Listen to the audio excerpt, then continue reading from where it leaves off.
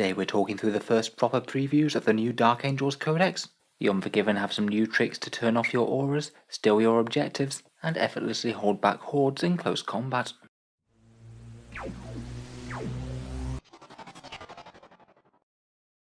Hello and welcome back to Auspex Tactics, the strategy focused 40k channel, where we're all about getting the most out of our miniatures on the tabletop. In today's video we're looking through the first previews for the Dark Angels Codex. We have 2 psychic powers, 2 relics, 2 stratagems, and 1 part of a super doctrine. Quite a few interesting shake-ups here, so let's jump straight into it. First up, it seems that at least 2 spells in the Interromancy discipline have been changed. This is of course the Dark Angels psychic powers, the ones that their librarians will use to interrogate and rip the secrets from the minds of the fallen. First up, Mind Wipe is very different to its previous incarnation. Previously, you had to roll off against the model's leadership, and if you won then you got a massive debuff on that unit for the rest of the game, and now it's only a 1-turn thing, but a much more reliable and very powerful one at that. It's Warp Charge 7 with an 18-inch range. You target one enemy unit within 18 inches, and you choose one of its aura abilities. That unit won't be able to use the aura ability until the start of your next psychic phase. It could be really unsettling for your opponent's battle plan to have a crucial aura ability go missing for a turn. Obvious targets for this include really powerful aura damage buff abilities such as Rabute Gilliman's rerolls, but you could still have a really big detrimental effect on the opponent's army for certain other things, say turning off an apothecary's Feel No Pain on nearby units. Though to be honest, even just robbing some rerolls from a captain or lieutenant could be very nice. I think this one could be a really popular pick, and it's probably best suited for a librarian advancing alongside your battle line, hopefully fairly protected from enemy counterattacks. Interestingly enough, Chief Librarian Ezekiel will get a bonus to casting this one, so he's going to be extra bad news for the enemy's auras. The other previewed psychic power is called Engulfing Fear. Previously, this was a fairly rubbishy debuff to morale that no one took, and it still does provide the effect of -1 to leadership, which is barely any worse than it was before, but it gives you 2 other potentially very powerful debuffs to stop your opponent scoring objectives. I'd say most usefully, it denies the objective secured ability on enemy troops, which means say if you have your own elite's choices or troops on the objective, then it means that you could swipe it out from under their noses. Say you had a big tanky troops unit on an enemy objective, say a large mob of orc boys or something. You could use this to remove their obsec, and then maybe charge something that could weather their attacks, say a unit of heavy intercessors, and despite their low numbers, they'll still win the objective with their own obsec ability. I'm not sure it'd necessarily come up every game, but when it does, this power could literally get you a few extra victory points by swinging a primary objective. Finally, as an added bonus, if you roll equal or greater on the psychic test to the opponent's leadership value, then it means that the unit cannot perform any actions, and it means that any actions that they were taking are now suddenly ended. For me, I'd say that this is fairly situational. A lot of actions are just done in the opponent's turn and end before you get the chance to cast this. But if they are trying to achieve one of those longer actions and you can get your librarian in range, you do have a reasonable chance of putting a stop to it.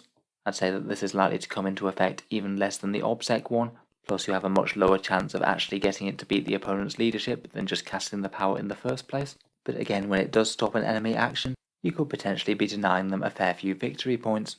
At least with this one, it's got a really good long range of 24 inches, so your librarian doesn't really have to expose themselves too much to be able to cast this and to support your troops advancing up the board. In any case, I think both of these are really interesting. They could both really screw with your opponent's battle plans, and could make your librarian just a really annoying unit to deal with on the field. I'll certainly look forward to seeing the rest of the reimagined psychic discipline. Next up we come to the relics. Both of these were present in the old codex, and they've been reimagined and slightly upgraded into the new one. First up, the Heavenfall Blade is now Strength +2, AP -4, and Damage 2. It can replace a Power Sword, Mastercrafted Power Sword, Relic Blade, or Executioner's Relic Blade. You get to make 1 additional attack with it compared with Standard, and it specifically calls out being able to be taken on the Ravenwing Talon Master, which is quite important as vehicles usually can't take relics. Can be potentially quite nice on a Talon Master for a spectacular turn of damage. They've got fearsome shooting damage output, and when you feel like your army really needs to commit, they can charge in with a decent amount of attacks and shred some heavy infantry. I'd describe it as good, but not necessarily spectacular. The other option is the Mace of Redemption, which replaces a character's Power Maul or Crozius Arcanum on the Chaplain. It pretty much gives you the profile of a Power Fist without the -1 to hit, Strength ×2, AP -3, and flat damage 2. As a nice little extra, if you are fighting against Heretic Astartes or Fallen, an unmodified wound roll of a 4+ inflicts 2 mortal wounds instead of the regular damage. Essentially, that means when against Chaos Space Marines, it'll have a fairly decent chance of punching straight through invul saves. Again, it's a small upgrade compared with previously. It used to be Strength 7 and now it's Strength 8, so it's a lot more efficient against light and heavy armor. Previously, it used to reroll failed wound rolls versus Heretic Astartes, so maybe a little bit of a change in its functionality there. For me, this one's really competing against the Benediction of Fury in the main Space Marine Codex if you want it for a fighty chaplain. It's higher strength and better AP than that, but doesn't have the mortal wound effect, and only has damage 2 rather than 3. For me, I'd say they're both fairly similar in terms of power. Next up, we have a pair of stratagems, the first being the return of Intractable. It's 2 command points, and as before, it allows your Dark Angels units to fall back and shoot. Pretty decent stratagem to have around this one. Space Marines have tons of really powerful shooting units. Sometimes it will make a lot of sense for your opponent to try and lock them up in close combat to stop them shooting, and it could be often very worth 2 command points to jump them out of combat and still be able to blaze away at them at full efficiency. The one addition that it got from last time is that it now overrides the Inner Circle ability where they struggle to fall back as much. Usually you need to roll 2d6 and compare with their leadership to see if they can fall back, but you won't need to with this. The second one though is a completely new one called Line Unbreakable, and this one honestly seems like a really annoying one to mess with your opponent's melee. It only costs 1 command point, and it basically means that if you have a Dark Angel's infantry unit in melee, you can make big enemy melee units really struggle to target them in close combat. You use it at the start of the fight phase, so a little bit of forethought and planning is needed, but this one means that you can only target the Dark Angel's infantry units with any models that are actually within engagement range, so within 1 inches of your Dark Angel's infantry. Usually when you're fighting in close combat, you can attack with both models that are within engagement range and also ones that are within half an inch of a model that's within half an inch of an enemy model. It effectively allows you to attack in 2 ranks. That just basically won't be possible against Dark Angel's infantry that have used this, and it could be really punishing to basically any big ranked up enemy melee unit. In some cases you might be getting literally half as many attacks on the Dark Angels as you were previously.